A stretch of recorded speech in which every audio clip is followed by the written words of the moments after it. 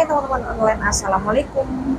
Oke teman-teman, kali ini aku lagi berada di Taiwan ya. Kali ini seperti biasa hari ini aku lagi libur.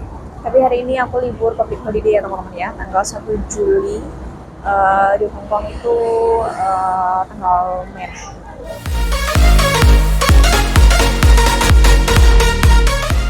Oke teman-teman, dan hari ini rencananya aku sama teman aku mau menghadiri pengajian ya teman-teman ya. Dan kali ini pengajiannya itu dihadiri oleh Ustadz Hanan Ataki dari Indonesia. Alhamdulillah ya, kali ini aku udah sampai di Chaiwan Park. Tadi aku ngevlognya nggak dari rumah ya teman-teman ya. Tadi aku keburu-buru. Terus sebelum naik MTR tadi aku belanja camilan ya teman-teman ya. Jadi aku nggak bikin vlog tadi, bikinnya langsung di sini aja. Nah, oke teman-teman, kali ini aku perginya berdua sama teman aku ya. Tapi kali ini kita kesininya itu nggak bareng gitu ya. Berangkat sendiri-sendiri dari rumah. Jadi nanti aku ketemu sama teman aku di sini. Dan kayaknya teman aku juga sebentar lagi mau sampai ya. Aku tunggu di sini sambil breakfast dulu. Karena aku tadi juga belum sempat breakfast karena aku takutnya kesiangan ya. Soalnya dulu itu pernah pergi pengajian kesiangan. Jadi kali ini aku mau pergi agak pagi ya. Karena kalau siang banget itu nanti dapatnya tempat itu di belakang teman-teman ya. Jadi aku pengennya agak depan tapi nggak tahu sih. Soalnya juga banyak sekali mbak-mbaknya di sini. Nah, oke teman-teman, kali ini aku langsung ke lokasi aja ya. Soalnya nanti harus ngantri dulu teman-teman. Ngantri itu biasanya panjang banget.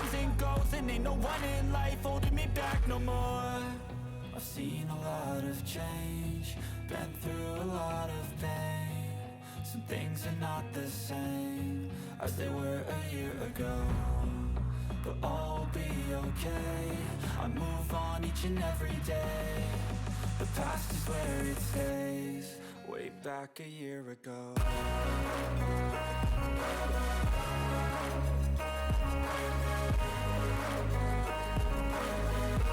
Nah, ya teman-teman, alhamdulillah udah sampai di lokasi ya. Tapi masih di bawah sih, masih mau ngantri. Sudah sampai di lokasi ya teman-teman ya. Dan di sini ternyata juga sudah banyak sekali mbak-mbak dan mereka masih pada makan-makan. Karena ini jam-jam segini biasanya kita lagi makan pagi ya teman-teman ya. Jadi sambil nunggu ngantrian terus sambil breakfast dulu.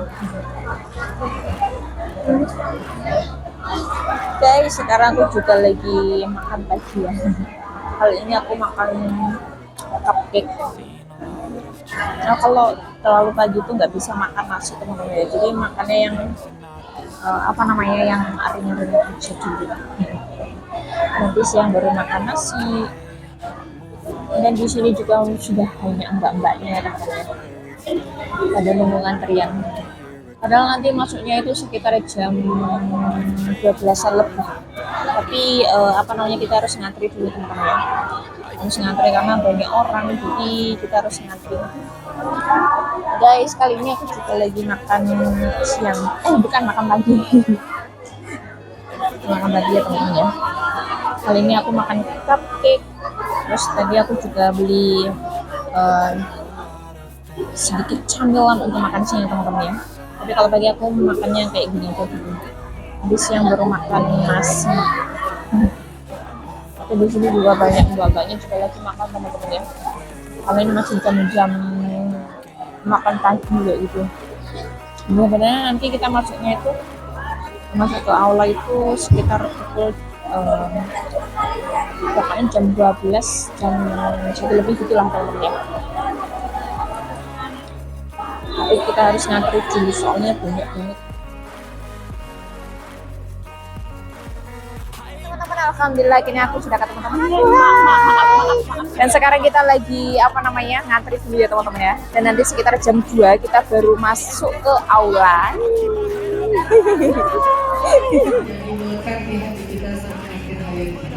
Amin. salawat dan salam. Allahumma sholli ala sayyidina Muhammad wa ala alihi wa sahbihi wa man tabi'ahum ila yaumiddin, amma ba'd.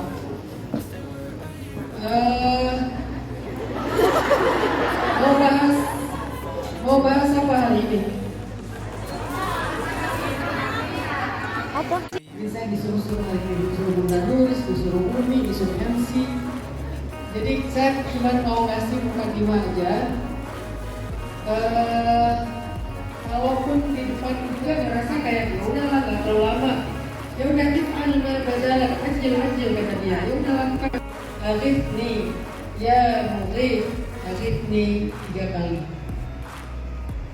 Tiba-tiba ketika dia selesai membaca ya Mughith, Alif nih yang ketiga, maka berguncang.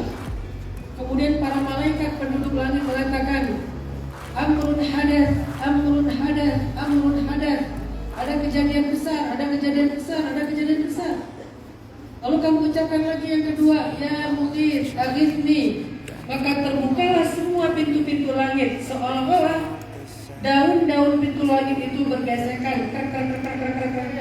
Akhirnya kemudian Allah menunjuk aku katanya, sehingga turunlah aku untuk menolong kamu dengan perintah Allah Subhanahu wa Ta'ala.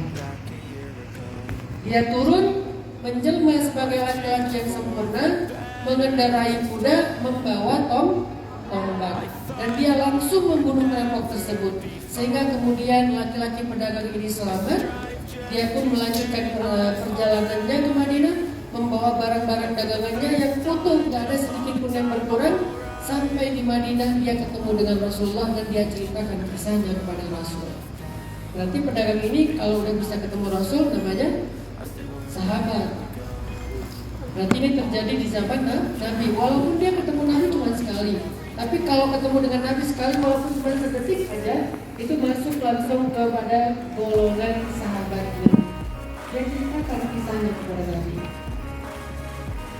Setelah dia menceritakan kisahnya kepada Nabi, Nabi bilang, ya Fulan, wahai Fulan, sesungguhnya engkau telah mengetuk pintu langit dengan nama-nama yang mulia di antara nama Allah. Maka Allah memberikan kepadamu pertolongan dari jalan-jalan yang tidak. Alexis. Nah, pertanyaannya, apa yang dibaca oleh laki-laki ini? Kok sampai langit itu terbuka, langit itu berguncang, malaikat semuanya pada heboh. Kalau bahasa sekarang itu tiba-tiba dia trending di langit. Tiba-tiba dia viral di langit. Tiba-tiba dia masuk ke lambe Turah. Kalau malaikat itu artinya jadi pembicaraannya para malaikat ya. Kan ada lambe turah, ada lambe malaikat, ada lambe syariah. Apa itu lambe syariah? Gosip sambil zikir. Astagfirullah, nggak nyangka, subhanallah. Sambil gibah, sambil zikir. Akhirnya dia viral di langit. Dia trending, dia sifat-sifatnya. Allah Maha Tinggi, Allah Maha Kuasa. Atau dia baca aja sifat wujud beda berapa. Allah wujud beda berapa.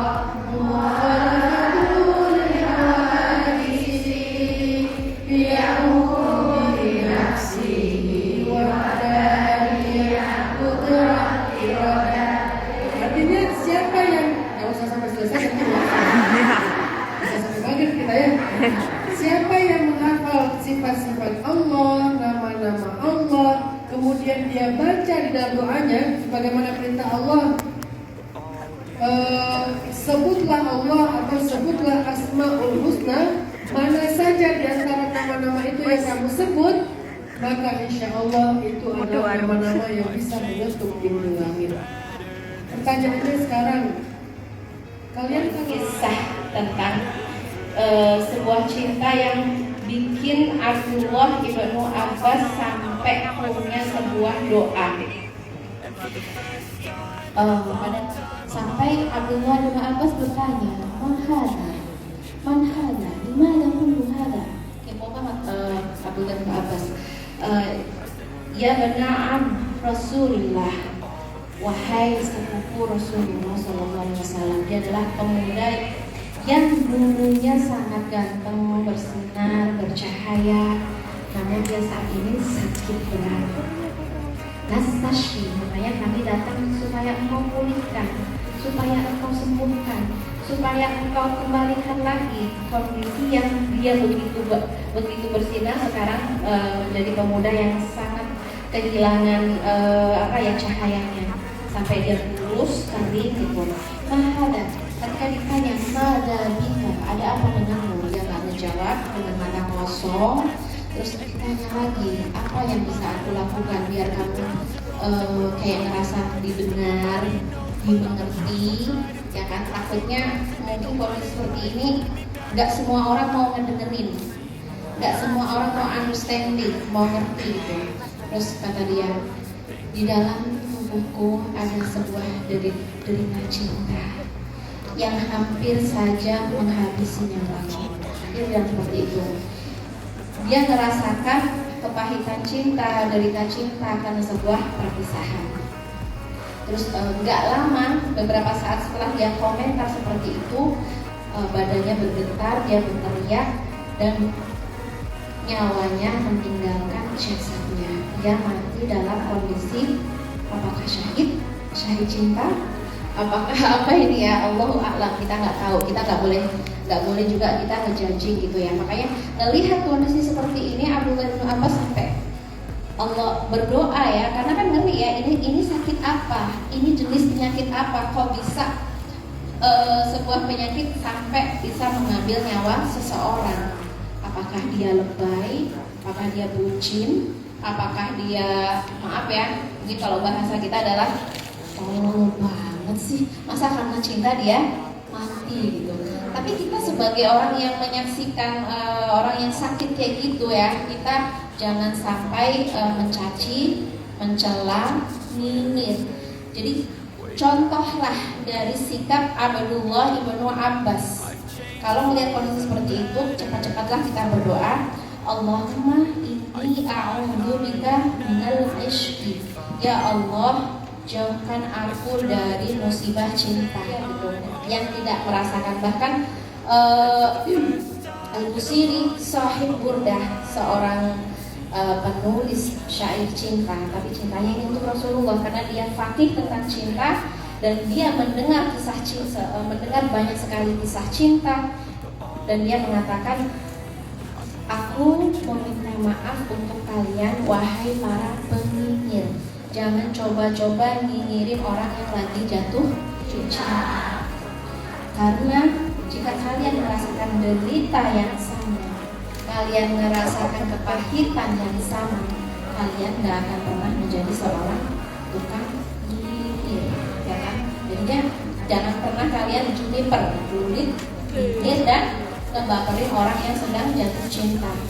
Oke, Masya Allah. Jadi memang kondisi orang jatuh cinta itu secara umum ya. Ini contoh cowok, yang cewek siapa? Zulaiha. Zulaiha itu perempuan cantik, sudah ada suami, dia punya posisi, dia seorang tokoh perempuan ya di negerinya ya. Tapi ketika dia jatuh cinta, apa yang terjadi? Dia kehilangan akalnya, dia kehilangan maksudnya ya dia nggak lagi memikirkan tentang status dia, nggak lagi memikirkan apapun, yang penting jatuh cinta. Karena katanya orang jatuh cinta itu beneran udah jadi lampu. Dia itu aslinya pelit banget tuh, nggak apa-apa, yang penting aku dia complicated, sadar gak sih? Sadar sih, bener, dia complicated, tapi tidak, aku udah jatuh. Tahu nggak? Dia itu misalnya ya main belakang, iya sih, tapi aku udah jatuh cinta. Pokoknya semua yang kita ucapkan saya udah mental. Begitu kondisi orang yang jatuh cinta. Makanya kalau para perempuan di zaman Zulaiha ya, mereka menyebut Zulaiha apa coba? Qad syaghafaha hubba. Dia benar-benar telah tertutup akalnya, tertutup jiwanya, tertutup. Yang dia tahu hanya Yusuf. Ya. Yang dia ingat hanya Yusuf. Memori dia, kenangannya, pikirannya, ilusinya, imajinasinya, pagi siang malam, semuanya hanya tentang Yusuf. Karena memang kalau orang jatuh cinta ini yang kena adalah pikiran. Coba teman-teman yang sedang jatuh cinta, apa kabar sholatnya? Apa kabar sholatnya? Apakah full bisa fokus atau kamu kembali lagi kepada si dia? Apa kabar pagi siang malamnya? Ya pagi siang malam dia kepikiran, ngapain aja dia kepikiran. Jadi kayak benar-benar orang jatuh cinta ini butuh sebuah healing ya, sebuah kayak kesadaran di mana ini untuk kembali lagi ke sholati wa nusuki wa mahyaya wa mamati lil habib, untuk kekasih aku. Jadi pikiran dia sholatku, nusukku, kehidupan aku, pagi siang malamku hanya untuk orang yang aku cintai. Jadi nasihat apapun, pertimbangan apapun nggak pernah bisa dia dengarkan. Jadi caranya gimana? Kalau Rasulullah Shallallahu Alaihi Wasallam memberikan nasihat kepada kita bahwa tidak ada satu solusi yang paling tepat untuk orang yang saling jatuh cinta kecuali bertemu. Salah.